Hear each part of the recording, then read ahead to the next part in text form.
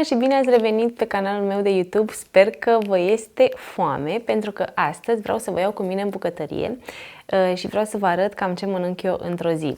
M-ați întrebat foarte multe dintre voi pe YouTube despre meniul meu și v-am răspuns câtorva dintre voi că nu e ceva spectaculos, cel puțin nu mai este ceva spectaculos pentru că nu mai am timpul de dinainte, dar îmi place să mănânc lucruri cu cât mai puține ingrediente, lucruri care se gătesc super rapid pentru că sunt într-o constantă criză de timp și am încercat să vă arăt exact genul ăsta de preparate, foarte, foarte simple, super, super yummy, pe care le mănânc super des.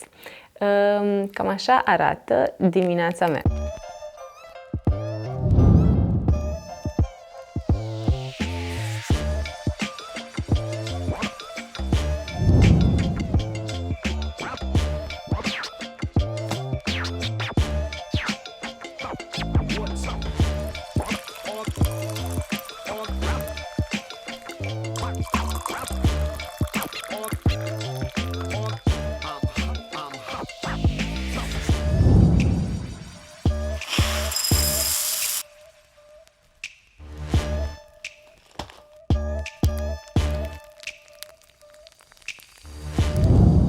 Asta este una dintre opțiunile pe care eu le am dimineața.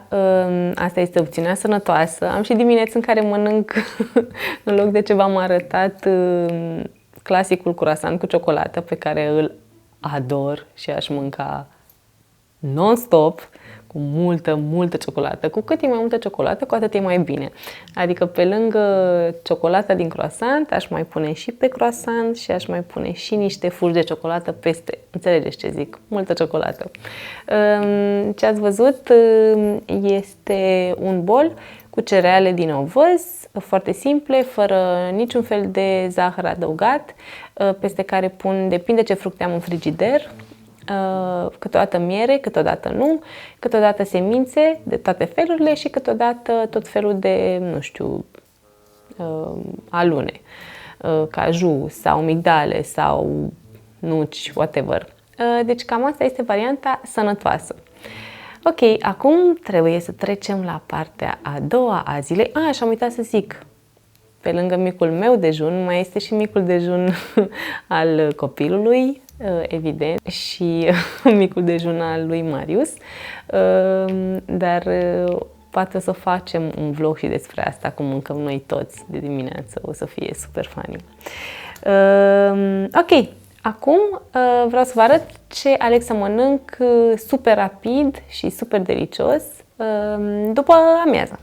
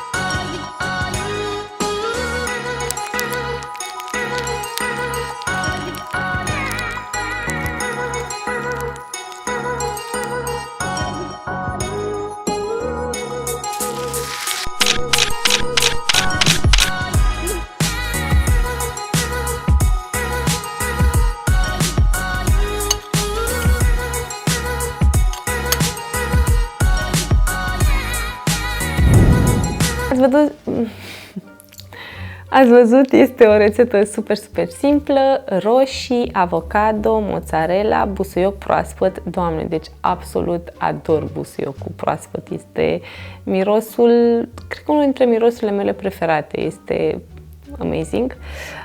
Așa, ce am mai pus? Am pus niște peperoncino, sare și ulei de măsline. Nu știu ce să zic că mai pun. mai sunt lucruri pe care le adaug, așa, depinde de stare, dar asta e varianta cea mai simplă.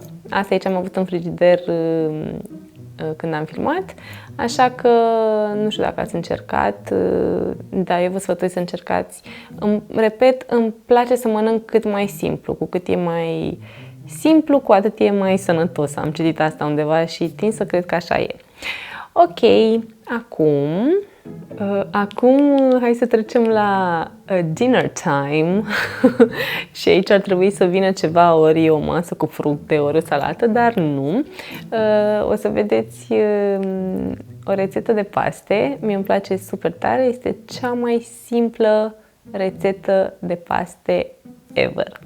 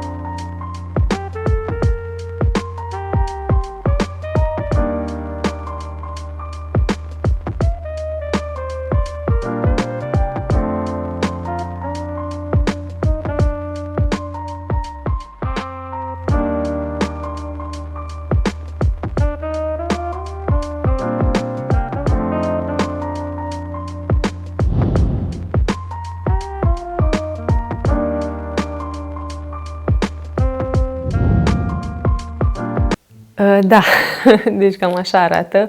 Mie îmi plac pastele foarte tare, sunt convinsă că și vouă. Pur și simplu aș mânca paste în fiecare zi.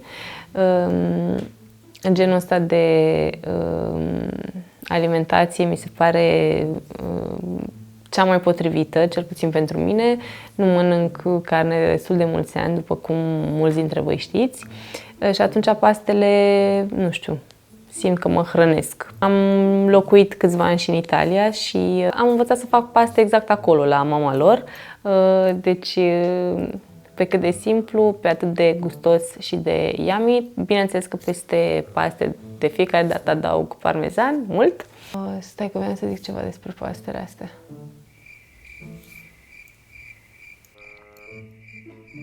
Asta este o rețetă care se numește aglio, olio e peperoncino și, bineînțeles, cam asta conține.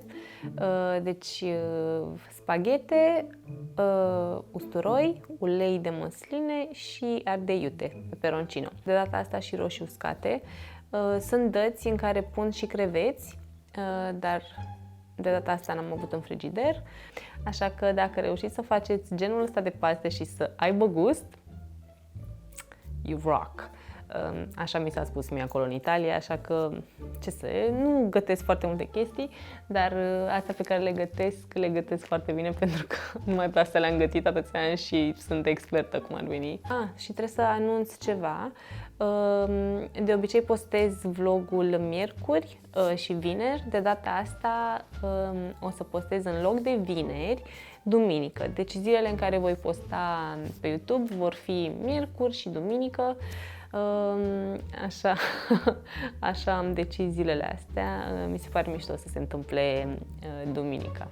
Și de asemenea aș vrea ca următorul vlog, adică vlogul de duminică, să fie un Q&A de la voi. Adică aș vrea ca ăsta să fie vlogul.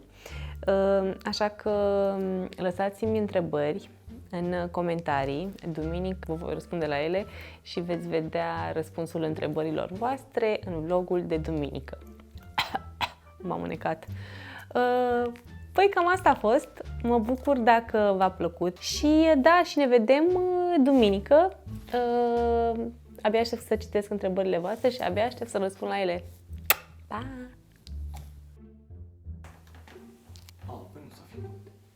What? De ce? Deci nu cred, e vrăjeală.